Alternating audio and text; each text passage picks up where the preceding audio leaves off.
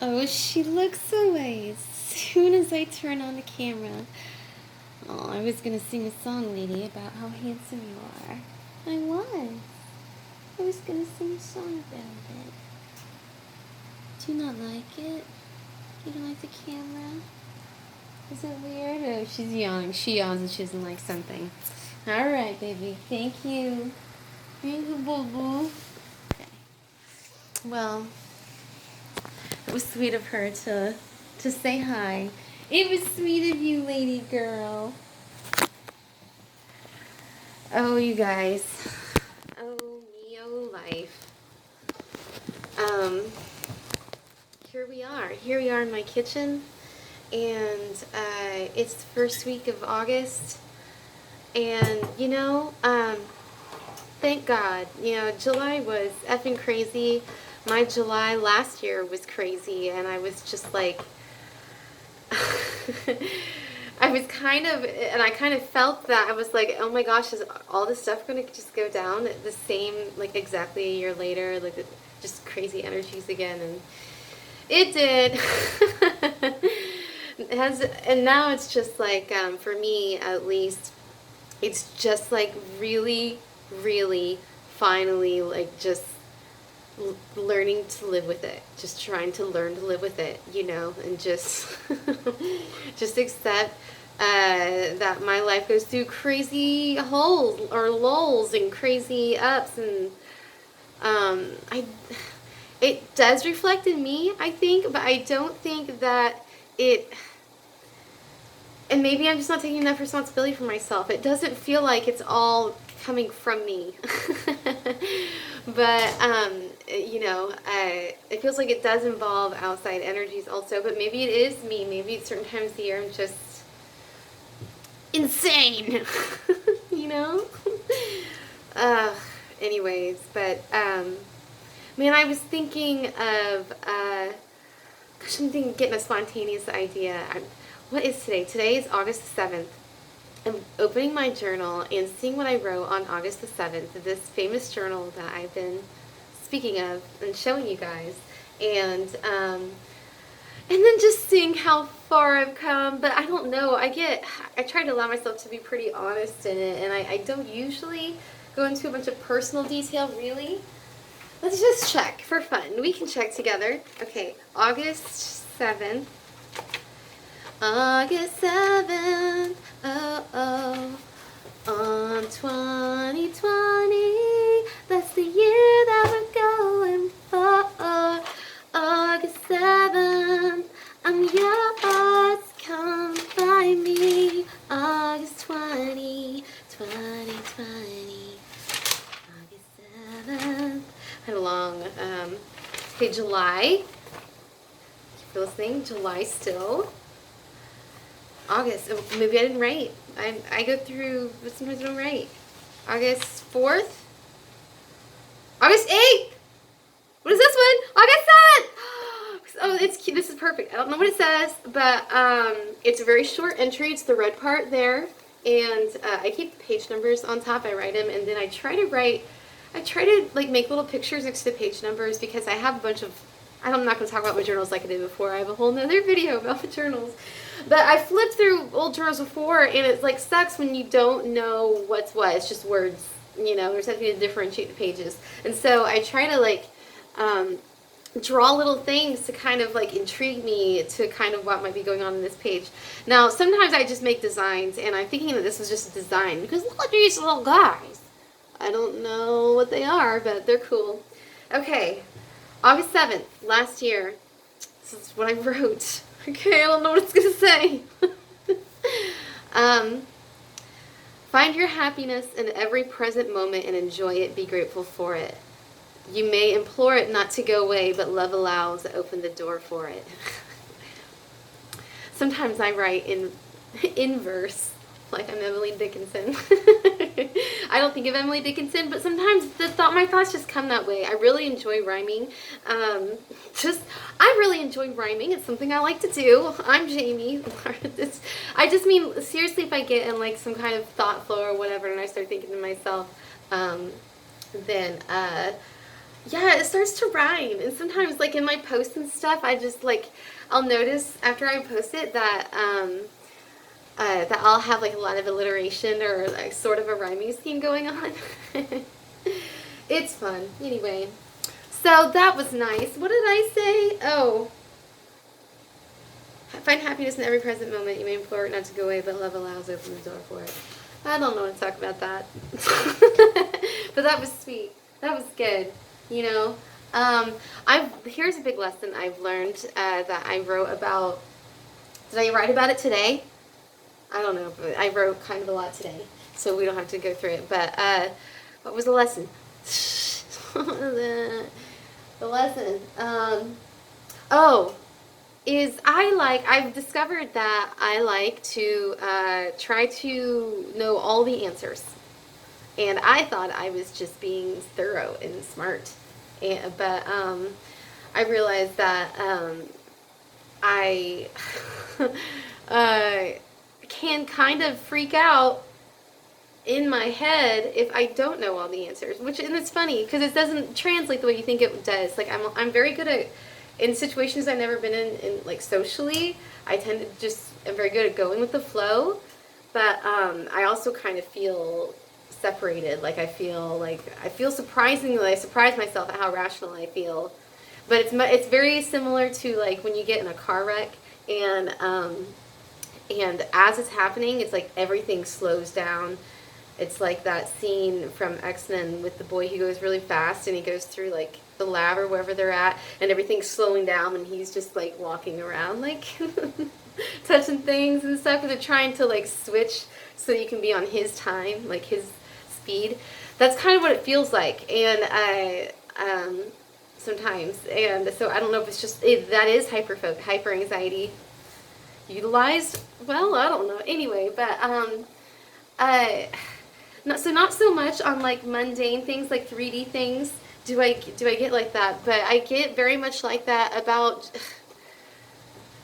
I don't want to say existential things, but broader things, broader ideas, and it's like I have to think about it until I know the answer, until I figure out an answer, and I've realized that it's I think kind of tied to my anxiety, and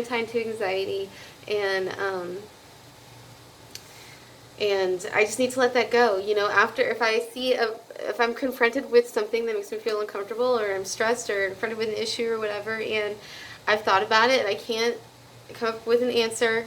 For them talking this in very simple terms, and it's time to just let it be, you know, and focus on yourself and allow the answer to come, because it's going to come when it comes. And it's kind of like when you're trying to think of something and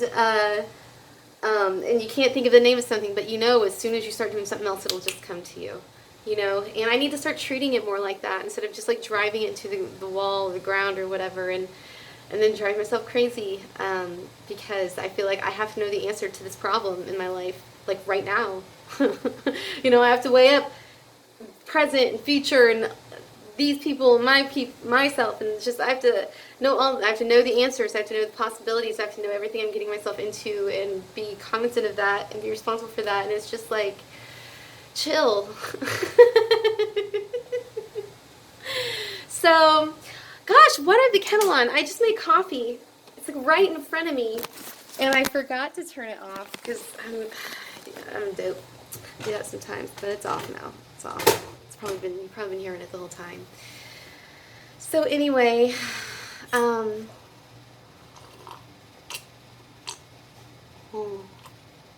in my coffee. I love coffee.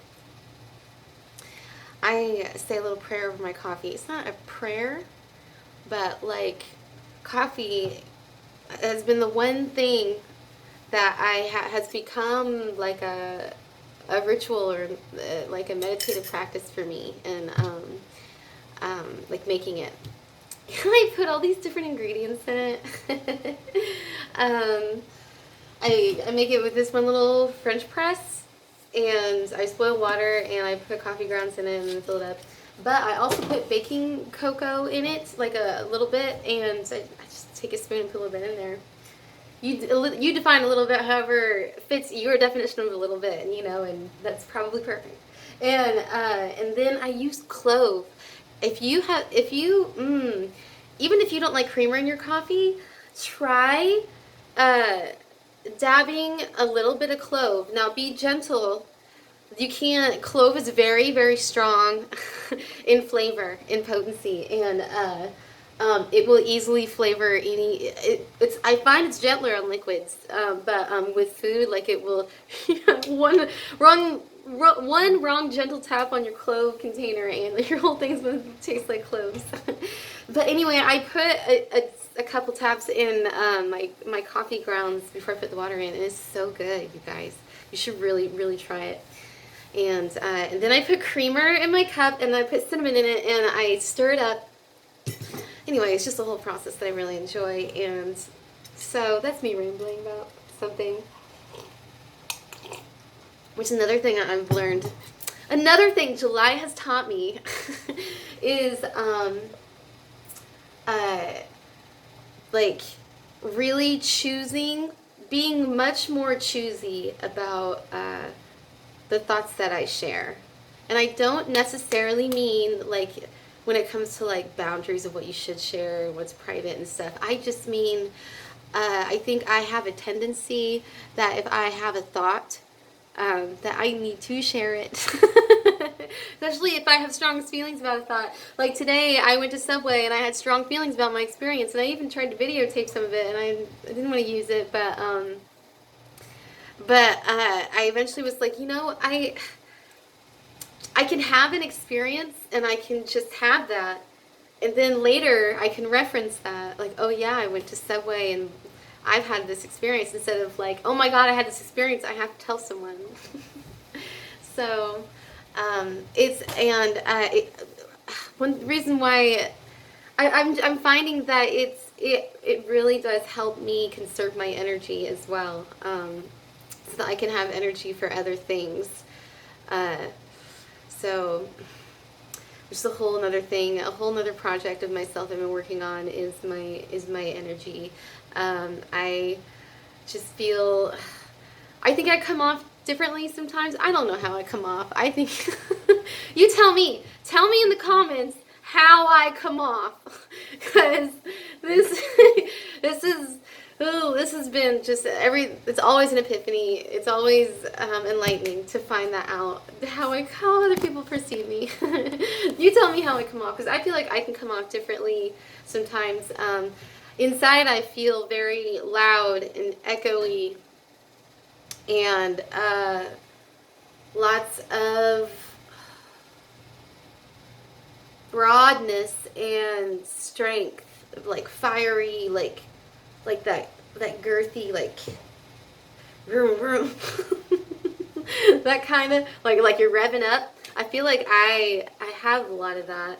But I don't know if that always comes out. I know sometimes it does. I think maybe not. Anyway, so okay. Oh guys, so you tell me as well. I back in my early 20s or my late teens, which would be like late 90s, early 2000s. If you notice that's funny, like late 90s, 19, the teens, and then 2000s, 20. My age lines up with the years. It's so fun and easy. Like, for instance, I like was done with 3rd grade in 1993, and I can follow that just like all throughout high school and everything. Anyway, side note, what was I even talking about? Shit. Oh, I just cussed. What was I talking about? I told you guys to tell me how I come off. Oh no. Oh no. Late 20s. Oh, I was talking about that. Late teens, early 20s.